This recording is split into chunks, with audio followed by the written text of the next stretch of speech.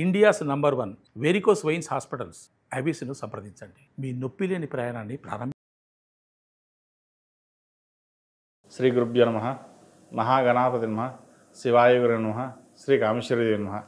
Suman TV ప్రేక్షకులకి శుభోదయ శుభాకాంక్షలు. నేను మీ సోమేశ్వర శర్మ. మేషం నుండి మీనం వరకు ఉన్నటువంటి రాశి ఫలితాలు నా పరిజ్ఞాన సంకర్ష మేరకు ఈ వారం రాశి ఫలితాలను తెలియజేస్తాను. ఈ రాశి ఫలితాలు ఈ నెల 31వ తారీఖు నుండి సెప్టెంబర్ 6వ తారీఖు వరకు వర్తిస్తాయి. ముందుగా గోచారం. మిథున రాశిలో గురువు, కర్కాటకంలో శుక్రుడు, సింహంలో రవి బుధ కేతువులు, కన్యలో కుజుడు, కుంభంలో రాహువు, మీనంలో శని, అలాగే చంద్రుడు వృశ్చికం, ధనస్సు, మకర రాశుల్లో సంచారం. ముందుగా మేషరాశి. మేషరాశి వారికి ఈ వారం చాలా అనుకూలంగా ఉంది. వృత్తి వ్యాపార రీత్యా, ఉద్యోగ రీత్యా అనుకూలమైన పరిస్థితులు గోచరిస్తోంది. అయితే ఉద్యోగంలో స్థానచలనం అనేది ఏర్పడుతుంది. ఉద్యోగం మారడం కావచ్చు, లేదంటే నూతన ఉద్యోగ ప్రయత్నాలు ప్రారంభించడం కానీ చేస్తారు. వీరికి ఏలినాటి శని నడుస్తోంది. శని వ్యయంలో అంత అనుకూలంగా లేదు కాబట్టి ఉద్యోగపరంగా మార్పులు ఉంటాయి. ఏకాదశిలో రాహు ఇంకా బలహీనపడ్డారు. వచ్చిన అవకాశాలు సద్వినియోగపరచుకోగా మానసికంగా కృంగిపోవడం అనేది జరుగుతుంది. అసలు మనం ఎటు వెళ్తున్నామో, మన కెరీర్ ఏంటి, మనం ఉద్యోగం చేయగలమా లేదా అనే భావన కూడా ఏర్పడుతుంది. ఇది అందరికీ కాదండి, కొంతమందికే. ఎందుకంటే ఏలినాటి శని కొంతమందికి అద్భుతమైన ఫలితాలు ఇస్తే కొంతమందికి నిరాశ ఫలితాలు ఉంటాయి. అది వారి జాతకాన్ని బట్టి మనం చూడాల్సి వస్తుంది. కాబట్టి ఉద్యోగ ప్రయత్నాలు చేస్తున్న వారికి కాస్త ఆలస్యమైన మంచి ఉద్యోగం లభిస్తుంది. ప్రయత్నాలు మట్టికి ఆపద్దు. అదేవిధంగా విదేశీ సంబంధించిన విషయ వ్యవహారాలు వీరికి సానుకూలపడతాయి. గ్రీన్ కార్డ్, H1B, PR కోసం ప్రయత్నిస్తున్న వారికి వచ్చే అవకాశాలు ఉన్నాయి. ప్రయత్నాలు ప్రారంభించండి. అదేవిధంగా వివాహాది శుభకార్యాల విషయంలో తొందరపాటు నిర్ణయాలు కాకుండా జాతక పరిశీలన చేసుకుని ముందుకు వెళ్ళాలి. సంతానాభివృద్ధి కోసం చేసే ప్రయత్నాలు ఫలిస్తాయి. ఆరోగ్యరీత్యా కొన్ని జాగ్రత్తలు తీసుకోవాలి.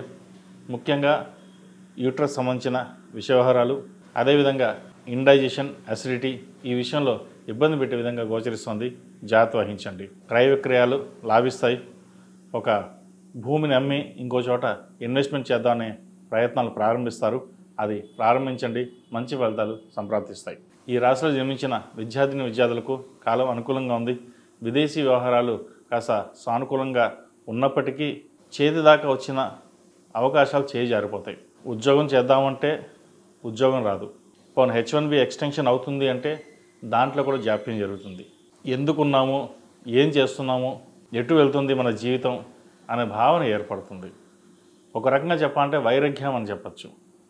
ఏలినాటి శని నడుస్తోంది. శనికి తైలాభిషేకం చేయించండి. అఘోర పశుపత హోమం చేయించడం చెప్పదగిన సూచన.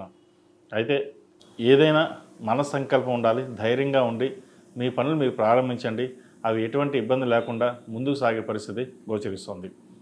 ఈ రాశిలో జన్మించిన స్త్రీలకు వృత్తి ఉద్యోగాల పరంగా, వ్యాపార పరంగా సానుకూలంగా ఉంటుంది. వచ్చిన అవకాశాలని సద్వినియోగపరుచుకుంటారు. విదేశీ సంబంధించిన వ్యవహారాలు సానుకూలపడతాయి. వ్యాపార అభివృద్ధి చక్కగా ఉంటుంది. కష్టే ఫలి అన్నట్టుగా కష్టం తగిన ప్రతిఫలం లభిస్తుంది. సంతానంలో ఒకరికి మంచి ఉద్యోగం లభిస్తుంది. ప్రభుత్వ ఉద్యోగం కోసం ప్రయత్నిస్తున్న వారికి ఉద్యోగం వచ్చే అవకాశం గోచరిస్తుంది.